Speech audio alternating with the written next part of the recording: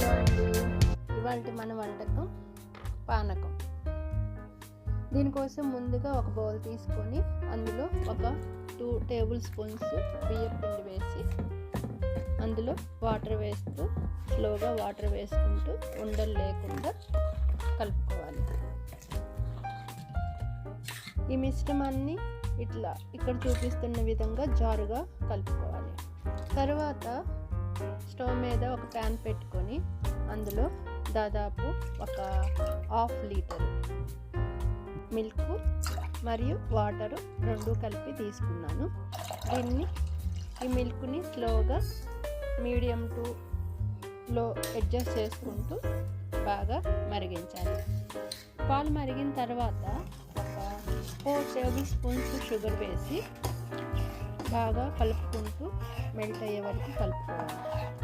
తర్వాత ముందుగా తయారు చేసుకున్న బియ్యపిండి మిశ్రమాన్ని ఈ పాలల్లో పోస్తూ స్లోగా కలుపుకుంటూ తిప్పుకోవాలి, ఉండలు లేకుండా తిప్పుకోవాలి. తర్వాత నేను ఇక్కడ దోశ బ్యాటర్ని రెడీ చేసుకుంటున్నాను. దోశ బ్యాటర్ కోసం దోశపిండి తీసుకొని కొంచెం సాల్ట్ వాటర్ వేసి కలుపుకున్నాను. ఈ పానకము ఒక 5 to 7 మినిట్స్ లో ఫ్లేమ్ మీద పెట్టుకొని కుక్ చేసుకోవాలి. మరీ గట్టిగా లేకుండా మరీ జారుగా లేకుండా చేసుకోండి. దించే ముందు ఒక 1/4 టీ స్పూన్ సాల్ట్ వేసి బాగా కలపండి. ఆ వేడికి సాల్ట్ అనేది కరిగిపోతుంది. తర్వాత ఇక్కడ నేను దోశలు ప్రిపేర్ చేసుకుంటున్నాను. మీరు ఇది మామూలుగా అందరు చేసేటట్లే చేస్తున్నాను, ఇందులో స్పెషల్ ఏమీ లేదు. జనరల్గా ఈ పాల పానకాన్ని దోశలతో సర్వ్ చేస్తే చాలా బాగుంటుంది. దీంతోపాటు ఈ పానకాన్ని కంపల్సరీగా నెయ్యితోటి సర్వ్ చేయండి, ఇంకా టేస్ట్ డబుల్ అవుతుంది.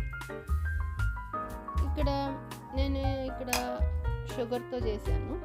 మీకు షుగర్ అంటే ఇష్టం లేకపోతే బెల్లంతో అయినా తయారు చేసుకోవచ్చు. అదేవిధంగా ఇందులోకి ఇలాచీ ఫ్లేవరు ఇష్టపడే వాళ్ళు ఒక 2 ఇలాచీ మొగ్గల్ని దంచి ఇందులో వేసుకుంటే అప్పుడు ఫ్లేవర్ అనేది పానకము తినేటప్పుడు ఆ ఫ్లేవర్ అనేది బాగా తెలుస్తుంది.